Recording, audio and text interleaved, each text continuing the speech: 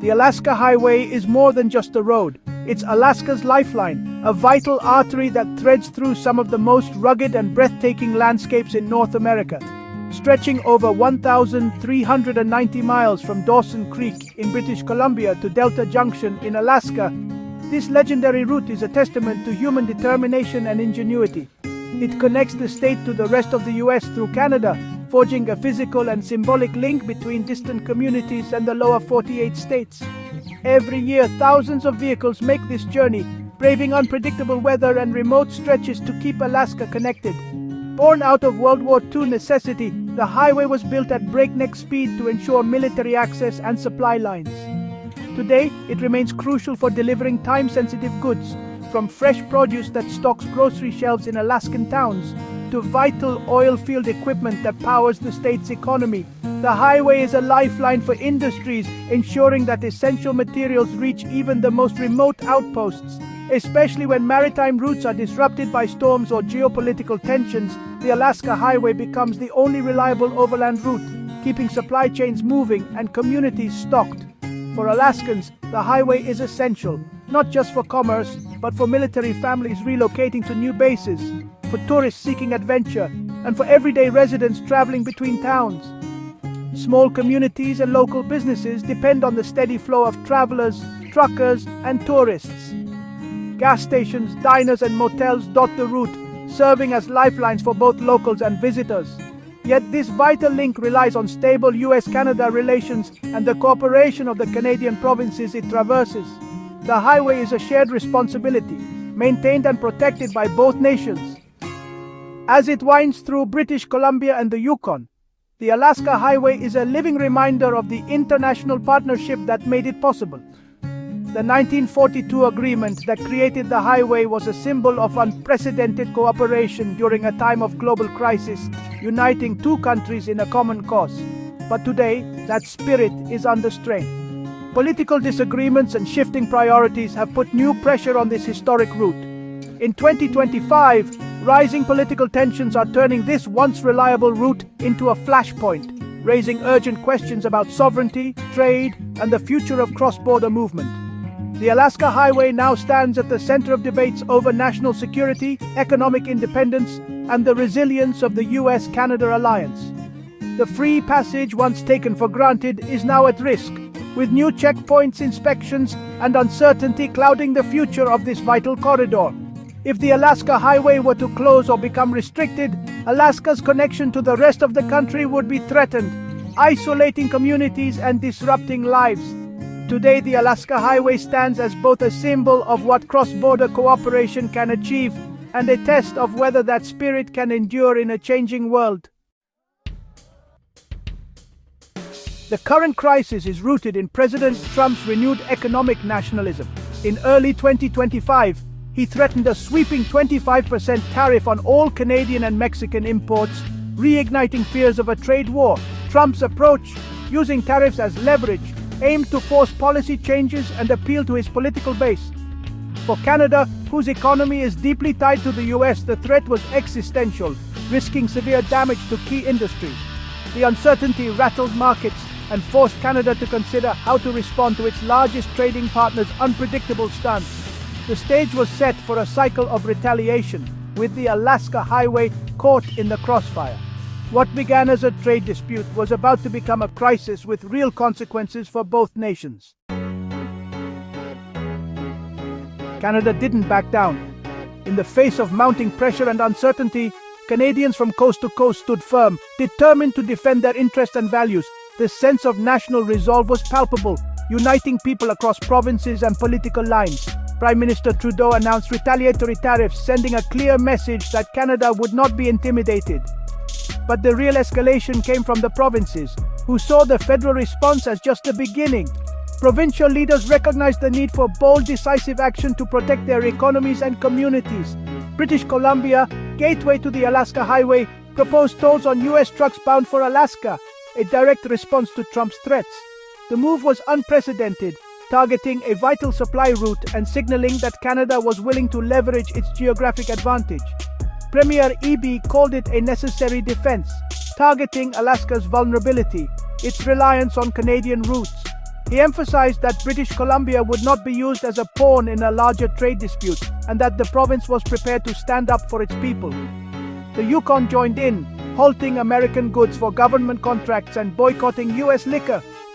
Local businesses and residents rallied behind the measures, determined to show solidarity with the rest of Canada and send a message to Washington. Ontario imposed a 25% surcharge on electricity exports to the U.S., expanding the conflict. The province's leaders argued that if the U.S. wanted to play hardball, Ontario would not hesitate to use its own economic leverage. This coordinated, multi-front pushback showed Canada's unity and willingness to use its leverage. For the first time in decades, provinces set aside their differences to present a united front, determined to protect Canadian interests. The Alaska Highway, once a symbol of partnership and cooperation between nations, became a tool of economic pressure. Its strategic importance was suddenly thrust into the spotlight, reminding both sides of the delicate balance that underpins cross-border relations. The dispute quickly escalated beyond federal governments, entangling provinces and everyday citizens. Protests erupted in cities, and conversations about trade and sovereignty dominated headlines and dinner tables alike. The stakes for Alaska and the entire cross-border relationship had never been higher. With livelihoods, supply chains, and diplomatic ties hanging in the balance, both nations faced a critical moment that would shape their future for years to come. For Alaskans, the impact was immediate and personal. Proposed tolls on the highway threatened to drive up costs for everything from groceries to oil field equipment. The Alaska Trucking Association warned of supply chain disruptions and higher prices for essential goods. Industries dependent on timely deliveries, like oil, gas, and construction, faced new hurdles and rising expenses. Alaskans felt trapped. Their lifeline turned into a bargaining chip in a dispute they didn't start. The crisis exposed just how vulnerable Alaska is to cross-border tensions. Political leaders on both sides responded sharply. President Trump denounced Canada's actions as an attack on American sovereignty, vowing to fight back. Alaska's Governor Dunleavy urged calm, calling for federal diplomacy and warning against escalation. Canadian leaders, from Premier Eby to Prime Minister Trudeau, defended their measures as necessary responses to U.S. aggression. Trudeau's government balanced support for provincial actions with a willingness to negotiate. Both nations' leaders framed their actions as defense, not provocation, but the rhetoric only deepened the divide. The dispute became a test of leadership and diplomacy under pressure. Officially, Canada framed its actions as regulatory, not retaliatory. Transport Canada and provincial officials cited environmental protection and Indigenous rights as reasons for new restrictions on the Alaska Highway. They argued that increased traffic required stricter oversight to protect sensitive ecosystems and honor commitments to First Nations. By grounding their measures in law and sovereignty, Canadian authorities sought to deflect accusations of simple payback. Legal experts noted Canada's right to regulate its territory, complicating U.S. claims to unfettered access. The government insisted these changes were overdue, with the current crisis merely accelerating their implementation. This narrative gave Canada a strong legal and moral defense on the world stage. The dispute was now about more than tariffs. It was about sovereignty and values. Behind the scenes, diplomats raced to prevent a full-blown trade war. U.S. and Canadian officials opened talks, seeking a compromise to roll back tariffs and tolls. The challenge balancing Trump's hardline stance with Canada's newfound assertiveness. Possible solutions included delaying tariffs and suspending tolls, or negotiating special permits for Alaska-bound trucks. Both sides wanted to claim victory at home while restoring stability. Yet political pressures, especially in the U.S., made backing down difficult. The outcome of these quiet negotiations would determine the future of the cross-border alliance. The stakes: economic stability, political trust, and the fate of the Alaska Highway. The Alaska Highway dispute is more than a policy fight. It's a test of the U.S.-Canada friendship. For decades, the border has united families, economies, and cultures. Now, political battles threaten to unravel that goodwill, especially in border communities. Canadians see their response as defending sovereignty. Many Americans view it as betrayal. The crisis reveals cracks in the alliance, challenging assumptions of shared values and interests. As costs rise and access tightens, personal relationships are strained. The lesson: even the closest partnerships need respect and constant care. The outcome will shape not just trade, but the very identity of both nations. As of July 22, 2025, the US and Canada stand at a crossroads, facing three possible futures that will shape not only their relationship, but the stability of the entire continent. The choices made in the coming weeks could echo for generations. One path leads to a diplomatic breakthrough.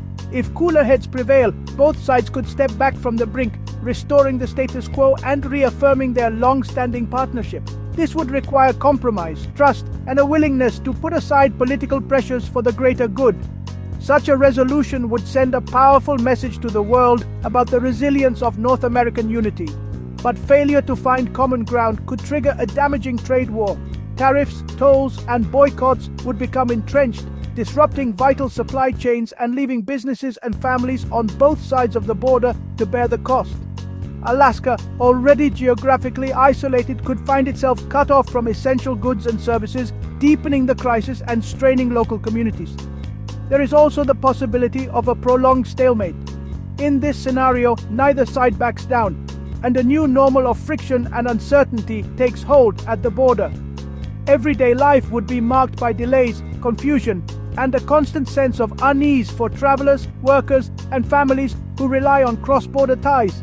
This conflict has become a case study in the fragility of even the closest alliances, especially in an age when nationalism and domestic politics often take precedence over international cooperation. It's a stark reminder that domestic pressures can threaten even the deepest international ties, and that the bonds between nations must be actively maintained, not taken for granted. The way this crisis is resolved will signal to the world whether North America's future is defined by bridges of cooperation or by barriers of division and mistrust. For both nations, the Alaska Highway crisis is more than a dispute over a road. It is a turning point, a test of leadership, and a moment that will have consequences far beyond the highway itself, shaping the destiny of the continent for years to come.